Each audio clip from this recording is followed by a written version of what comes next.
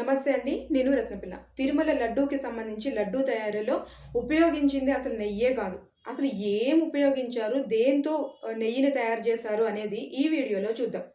గతంలోనే ఒక పబ్లిక్ మీటింగ్‌లో చంద్రబాబు నాయుడు గారు తిరుమల లడ్డూకి సంబంధించి లడ్డూ తయారీలో ఆవు కొవ్వు, అలాగే పంది కొవ్వు వాడుతున్నారు. నెయ్యి మొత్తం కల్తీ అవుతుంది అని ఆయన చెప్పడం జరిగింది.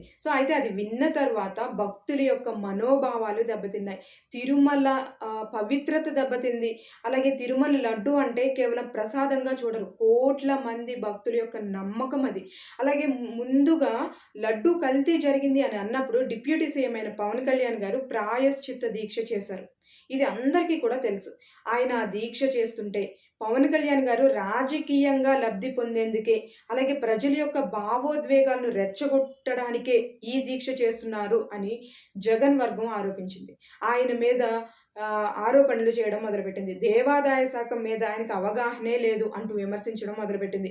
తిరుమల గురించి మాట్లాడేంత నైతికత ఆయనకి లేదు అంటూ మాట్లాడింది. కొంతమంది ఇంకా అత్యుత్సాహంతో వ్యక్తిగత జీవితం గురించి, అలాగే సినిమాల్లో నటించిన పాత్రలను చూపించి మరి అవహేళనగా మాట్లాడడం కూడా మనం చూసాం.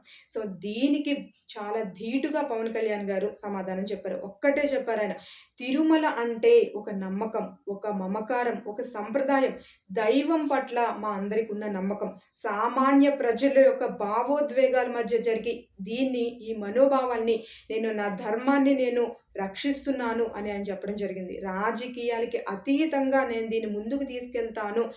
దీన్ని మీరు మత సంబంధమైన రాజకీయంగా చూడకండి అంటూ ఆయన హెచ్చరిస్తూ కూడా అందరికీ చెప్పడం కూడా మనం చూసాం. ఇప్పుడు చూస్తుంది ఏంటంటే లడ్డూ కల్తీ విషయంలో ప్రభుత్వం సిబిఐ ఆధ్వర్యంలో దర్యాప్తు చేస్తుంది. అలాగే 5గురిని అరెస్ట్ కూడా చేసింది. ఈ ప్రాసెస్ అంతా కూడా జరుగుతూనే ఉంది. అయితే ఈ రోజు వెల్లడైన విషయం ఏంటంటే అసలు అది నెయ్యే కాదు.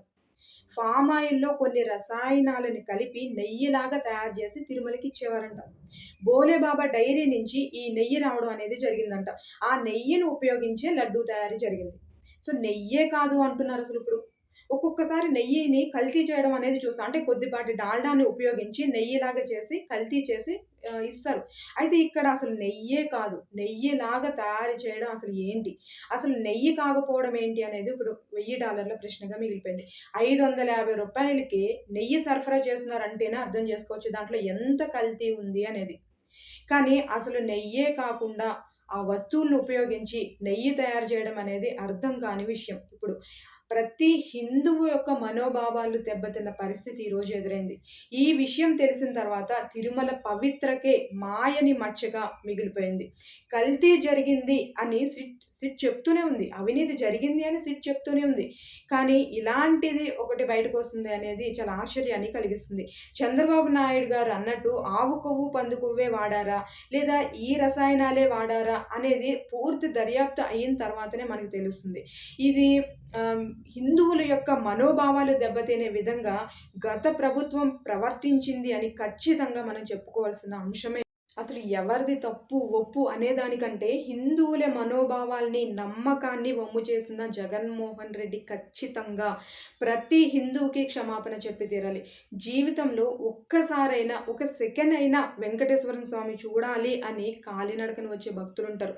వాళ్ళు రూపాయి పోగు చేసుకొని హుండీలో వేసి మొక్కులు తీర్చుకునే వాళ్ళుంటారు. గంటలు తరబడి లైన్‌లో నుంచొని ఒక్క సెకండ్ వెంకటేశ్వర స్వామిని చూస్తే జన్మ ధన్యమవుతుంది అని వేచి చూసేవాళ్ళుంటారు. వాళ్ళ నమ్మకాన్ని వమ్ము చేసింది గత ప్రభుత్వం. జగన్ ప్రభుత్వం ప్రసాదం కాదు, అత్యంత పవిత్రంగా చూసే భక్తుల మనోభావాల్ని నాశనం చేసింది. వేల కోట్ల రూపాయలు మీరు సంపాదించుకోవడానికి హిందువుల మనోభావాలతో మీరు ఆడుకున్నారు. భగవంతునితోనే మీరు వ్యాపారం చేయాలనుకున్నారు. జగన్మోహన్ రెడ్డికి నిజంగా మనస్సాక్షి అనేది ఉంటే ప్రతి హిందువుకి ఆయన క్షమాపణ చెప్పి తీరాలి.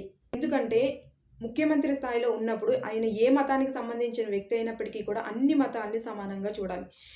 మీరు దేవుడినే గుడి సెట్టింగ్ ఏయించుకుని ఇంటికొచ్చిన మీకేం తెలుస్తుంది ప్రజల యొక్క మనోభావాలు? సతీ సమేతంగా వెళ్ళి భగవంతుడికి పట్టు వస్త్రాలు సమర్పించాలి. కానీ మీరు ఒక్కరే వెళ్ళి ఆచారాన్ని మంట కలిపారు. అలాగే మీరు డిక్లరేషనే ఇవ్వలేదు. డిక్లరేషన్ ఎందుకు ఇవ్వాలి? అతనే రాజు అంటూ మాట్లాడారు. ఇలాంటి విషయాలన్నీ కూడా మీరు ప్రజలకు సమాధానం చెప్పాల్సిన అవసరం ఉంది.